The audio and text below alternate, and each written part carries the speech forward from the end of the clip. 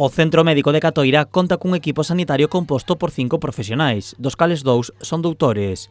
Un deles xubilouse este xoves e a veciñanza teme que non cubran a súa praza, unha situación que, segundo denuncian, é común neste centro médico. Por iso, máis dun cento de veciños mobilizáronse diante do sanatorio. Porque sabemos que o médico que temos de cabeceira se vai a xubilar, non cubren vacacións no verán, retirannos o pediatra e demais, entonces pois levamos protestando xa bastante tempo, pero é que hoxe confírmase que é o último día de traballo do médico, entonces por eso nos xuntamos aquí.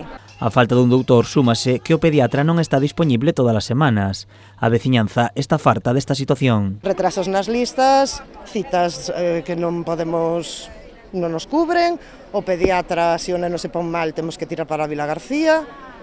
Un caos. Por iso piden que se cubran as baixas de todos os facultativos para que se dote a Catoira dunha atención de calidade. O médico que se xubila hoxe xa leva este último mes casi non vindo, porque lle corresponden vacacións e días libres e non o cubren. Entonces sobrecargan a única que queda, a facultativa que queda. As baixas non se cubren nunca, nin de vacacións, nin de baixas por enfermidade, nin nada. Nós aquí sempre a atención é máis deficitaria, nin enfermeros tampouco nos cubren as baixas dos enfermeros, nin nada.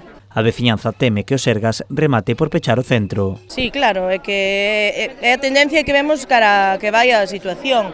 Os que non poden coller o coche, os que non dependen de outra persona para que o leven, por exemplo, sobre todo as persoas maiores, pois quedan sin atención médica e non lles queda de outra que recurrir á sanidade privada, que é o que se busca. Os veciños advirten que continuarán movilizándose ata que o seu centro goce dunha atención sanitaria de calidade. O vindeiro día 12 terá lugar unha reunión co xerente da área sanitaria de Pontevedra o Salnés.